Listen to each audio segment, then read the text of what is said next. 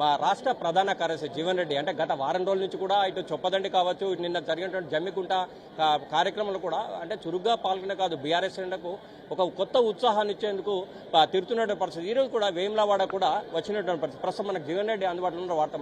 Sir ఎట్లా ఉంది sir, మీరు ఇటు మొన్న చొప్పదండి వెళ్ళారు, నిన్న జమ్మికుంట అంటే బీఆర్ఎస్ శ్రేణులకు ఇటు సభ్యత్వ నమోదు కార్యక్రమం కావచ్చు, డిజిటల్ సంబంధించి కావచ్చు, అంటే టీఆర్ఎస్ కార్యకర్తలు ఒక ఉత్సాహాన్ని నింపేది మీరు కార్యాచరణ ఎట్లా అనిపిస్తుంది సార్? నేను ఉత్సాహం నింపడం అనే కాకుండా బీఆర్ఎస్ కార్యకర్త ఒక నూతన ఉత్తేజం వచ్చిందని చెప్పక తప్పదంటుండే. అంటే వాస్తవంగా రాష్ట్రంలో కాంగ్రెస్ ప్రభుత్వం ఏర్పడి 30 మాసాలు గడిచిపోయింది. ఈ 30 మాసాల కాలంలో ఏదైతుందో వాళ్ళు ఆనాడు ఎన్నికలు చేసిన వాగ్దానాలు ఏవీ కూడా అమలు చేయలేకపోవటం. ప్రధానంగా మనది వ్యవసాయ ఆధారిత రాష్ట్రం తెలంగాణ రాష్ట్రం అని చెప్పి అంటున్నాను. ఇటు రైతు భరోసా ఏదైతుందో ఆనాడు కేసీఆర్ గారు సంవత్సరానికి 10,000 ఇస్తే 15,000 ఇస్తా అని చెప్పాను. ఇలా 15,000 కాదుగా అసలు 10,000కే మోసం వచ్చిందని చెప్పి అంటున్నాను. ముఖ్యంగా ధాన్యం ప్రొక్యూర్మెంట్ అనేది ప్రధానమైనటువంటి అంశం అని చెప్పి అంటున్నాను. ఇలా ధాన్యం ప్రొక్యూర్మెంట్కి సంబంధించి మీరు ఏ రైతు గుండె తలుపు తట్టినా కానీ ఏదైతుందో ప్రతి 40 కిలోల బ్యాగ్ 3 కిలోలు అదనంగా తూకం వేసిండే. అంటే ఏదైతుందో 5 కిలోలు అట్లా అదనంగా తూకం అవుతుంది. ప్లస్ మాయిశ్చర్ కంటెంట్ ఏదైతుందో 17% తూకం వేయవలసింది. తూకం వేసి అన్లోడ్ అయ్యే సమయానికి ఏదైతుందో అది 10% లోపడిపోతుందని చెప్పంటున్నాం.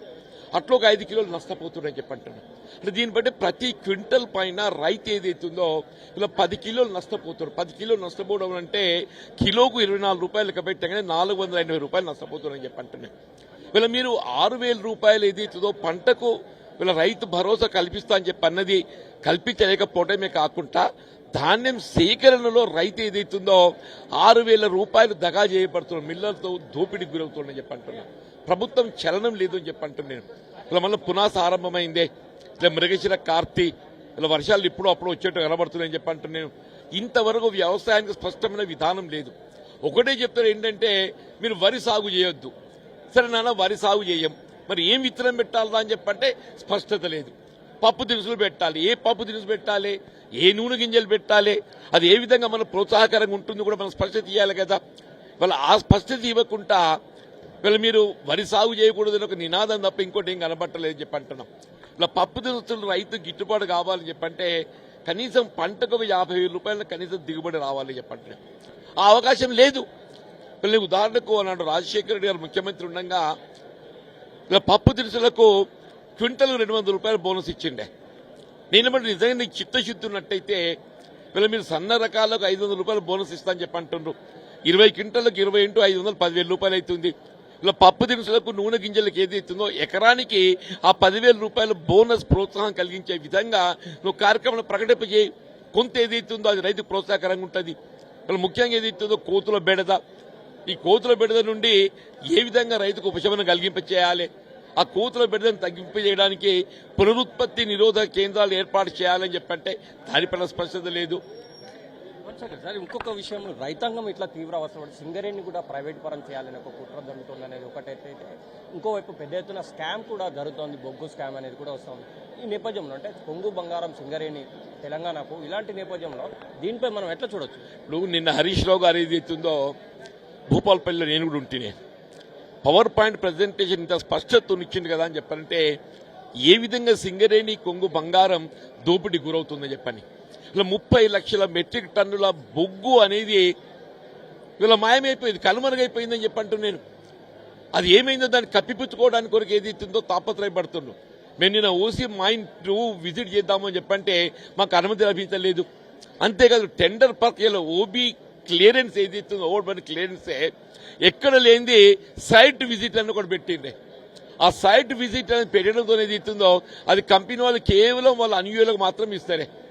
ఇవాళ అది ఎవరు, రేవంత్ రెడ్డి బావమరిది ఉండేవారు, ఆ రేవంత్ రెడ్డి బావమరిది మాత్రమే ఏదైతుందో ఆ సైట్ విజిట్ క్లియరెన్స్ దొరుకుతుంది, ఆయనకు మాత్రమే కాంట్రాక్ట్ లభిస్తుంది.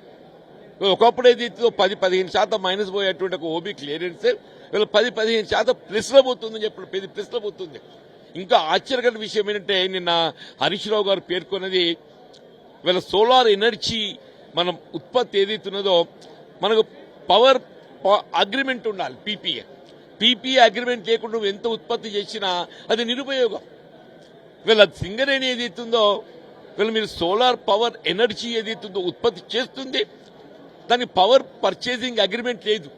పవర్ పర్చేసింగ్ అగ్రిమెంట్ లేకపోవడంతో వీళ్ళు ఉత్పత్తి చేయగలిగే అవకాశం ఉన్నటువంటి యొక్క ఉత్పాదక ప్రాజెక్ట్ ఏదైతుందో నిరుపయోగం అయిపోయిందని చెప్పి అంటున్నాను. వీళ్ళ సింగరేణి కార్మికులకు సంబంధించినటువంటి ఒక కారుణ్య నియామకాలు ఆనాడు కేసీఆర్ గారు ముఖ్యమంత్రి ఉండగా ఏదైతుందో కారుణ్య నియామకాలు ఒక 17,000 మంది కల్పింపజేసిందని చెప్పి అంటున్నాను. ఈ ప్రభుత్వం వచ్చిన తర్వాత కేవలం 3,000 మంది కల్పింపజేయడమే కాదు, వాటి విజిలెన్స్ ఎంక్వైరీ చేపిస్తా అని చెప్పి అన్నారు. విజిలెన్స్ ఎంక్వైరీ ఇలా హరీష్ రావు గారు ఏదైతుందో వీళ్ళ బొగ్గుబాయిల బాట పట్టడంతో దాన్ని మళ్ళీ సడలింపు చేసి పొరపాటు అయిపోయింది, విజిలెన్స్ ఎంక్వైరీ కాదు, కారుణ్య నియామకాల్లో ఏదేదో మెడికల్ బోర్డు క్లియర్ చేసిన వాటికి వీళ్ళ మేము ఉద్యోగ నియామక పత్రాలు ఇస్తామని చెప్పి అంటుండే.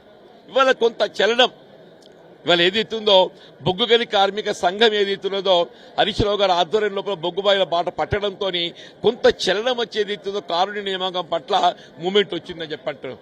ఏదైనా కానీ బొగ్గుబాయిలు ఏ విధంగా దోపిడీ గురవుతున్నాయో ఇవన్నీ కూడా వెలికి తీయడం జరుగుతుంది.